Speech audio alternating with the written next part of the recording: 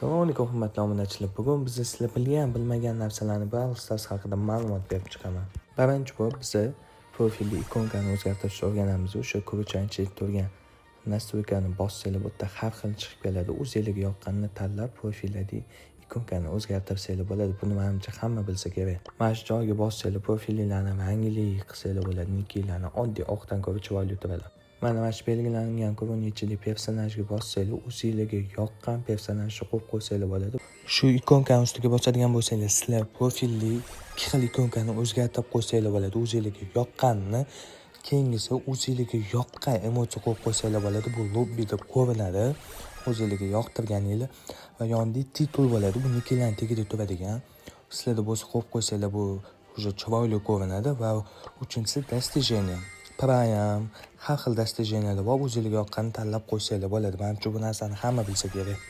Bu yoqqa bosib kirsanglar, o'zingizda bor skilllarni ko'rsanglar bo'ladi. Bu yerda любой позиtsiya, skini, emotsiyalari chiqadi. Tagida har xil temalar bor, sabitchalar bo'lgan. Ularni ham tanlab o'zingiz uchun ko'rsanglar bo'ladi.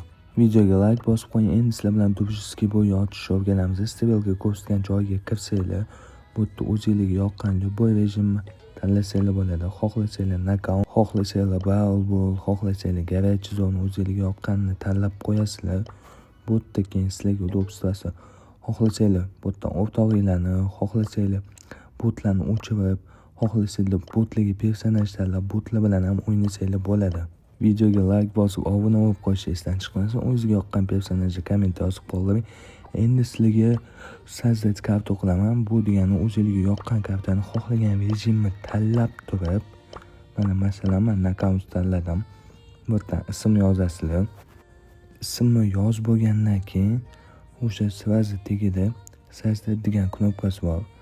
Buni bosganingizdan keyin pustoy karta bo'ladi. Bu yerda o'zingizlar xohlagancha bezatsanglar bo'ladi. Xohlagan narsalarni qo'ysanglar bo'ladi. Xohlasanglar devor, xohlasanglar kuz, xohlasanglar suv, o'zingizga yoqqanini. Bu yerda yana bitta yaxshi tarafi spawnlarni ham o'zgartirsanglar bo'ladi.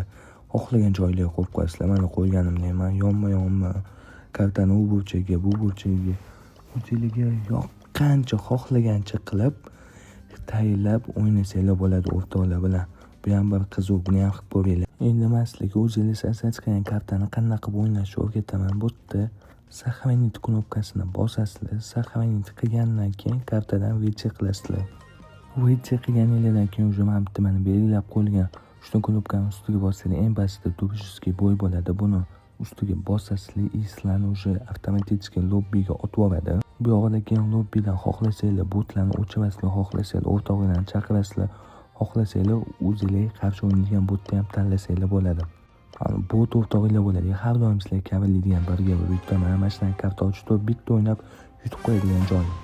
Videomiz yoqqan bo'lsa like bosib, obuna bo'lib qo'yish esdan chiqmasin. Salomat bo'linglar.